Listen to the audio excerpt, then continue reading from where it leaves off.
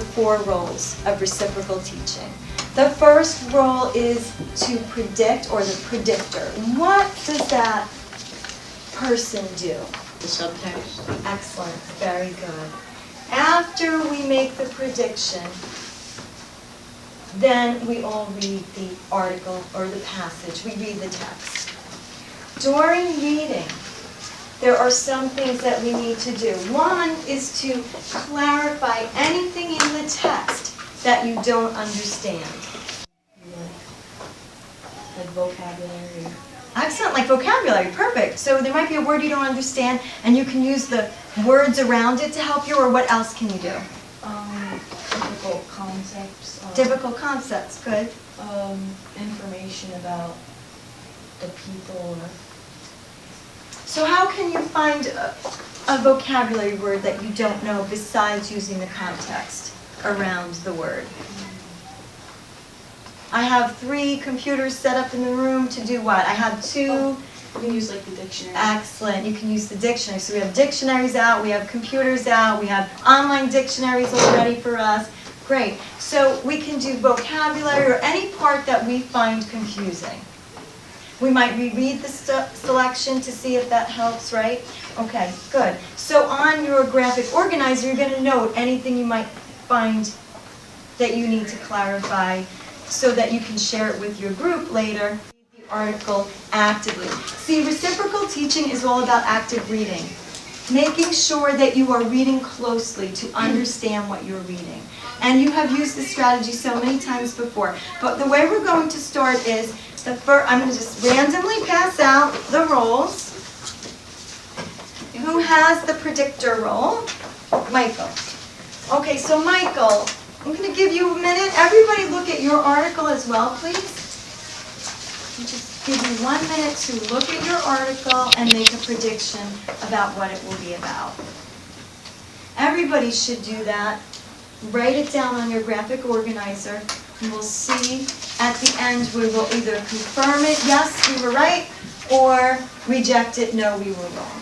I love this article, and we have so many more for you to choose from.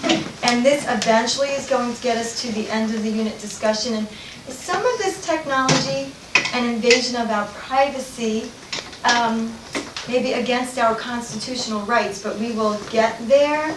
Right now we're just looking at and reading the articles, talking about them and discussing them in our groups. So in our reciprocal teaching groups right now, the next role is the person who, well, we call the person the clarifier, but they are really looking to clarify some information in the text that they might not understand. So the clarifier takes the lead role right now. Who is the clarifier in this group? It's you, Gabby? Okay. So Gabby, first tell us about what you noted, and then you can ask the group if they had anything. Anything that you might have needed to understand better, vocabulary to understand the text in front of you.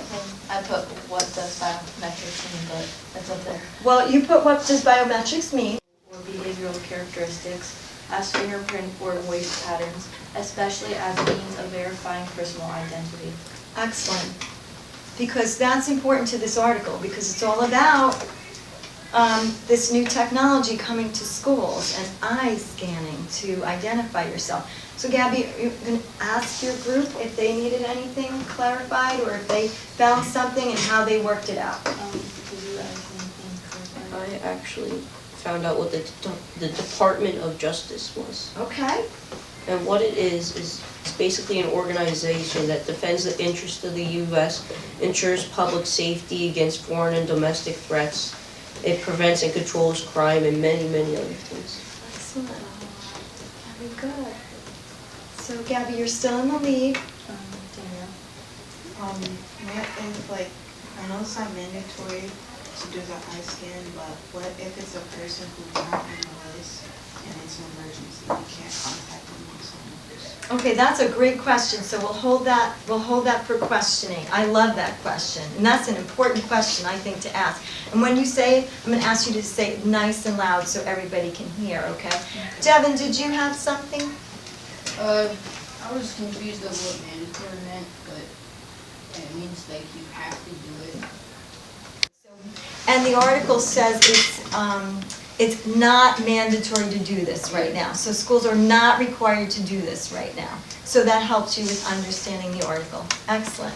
Okay, so now my next role is the person who is responsible for finding out the questions, the deep probing questions that the group had. I know Danny has one, but I'm going to let Devin start since he has the lead role as questioner. Well, I had a question, like, are people maybe getting too paranoid of the safety and Feelings on that? Honestly, I don't think that it's an infringement, because before anything, people could just go into the school and it's like, oh yeah, I know your daddy told me to come pick me up, and then the kid wouldn't be found. With the security system, we have exact identification, so we know that it's a parent or guardian.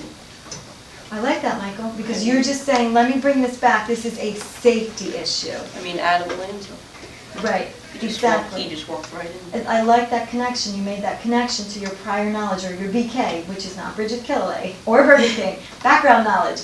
Excellent, because of the events that happened in Sandy Hook Elementary School. And many other schools. And many other schools. Excellent, so you're saying this article and this iScan technology is about safety for our children. Very good, good questions, good answers. Did anybody agree, disagree, or have anything else to add in the group? Okay, Devin, you're in charge of the questioning, so maybe we could would you ask Danny her question? Right. Even though, like, say there's an emergency and you can't contact anyone that's on the list and you can't get the parents, what would you do? So you're saying that if there's an emergency with the kid and you can't contact one of the parent guardian? Does anybody feel like they know? because there's less people maybe? Okay. So as opposed to Like if you start at a big school. in a city school, you might, okay. Because in Chicago, they have metal detectors in their school. Right, in different schools they have metal detectors, okay. So we're going to move to the summarizer. Alright, well, what I thought the whole thing was about is that iScans are being used in New Jersey for picking up kids safer. Okay, excellent. That's what the article is about. Nice, quick summary. Wonderful. Boys and girls, I did have a few other questions. Sorry, I'm jumping back. I just was like, who's managing this database? But I think Morgan touched on that a little bit, you know, how safe is it? I was wondering if the program Clear, who's mentioned in the article, if they like paid money to be part of this article, you know, because they're trying to promote their product. So I had some other questions too. My demonstration group, you did a great job. Boys and girls, fantastic as always, working together and reading. So what I do want now though is for us to move to our reciprocal teaching groups. But before we move, let me explain what is going to happen next. Rachel is going to pass out a set of articles to each group. You're going to choose, as a group, the article you find most interesting to read using reciprocal teaching, so that everybody now gets to use it within their group. And thank you, demonstration group, for a job well done.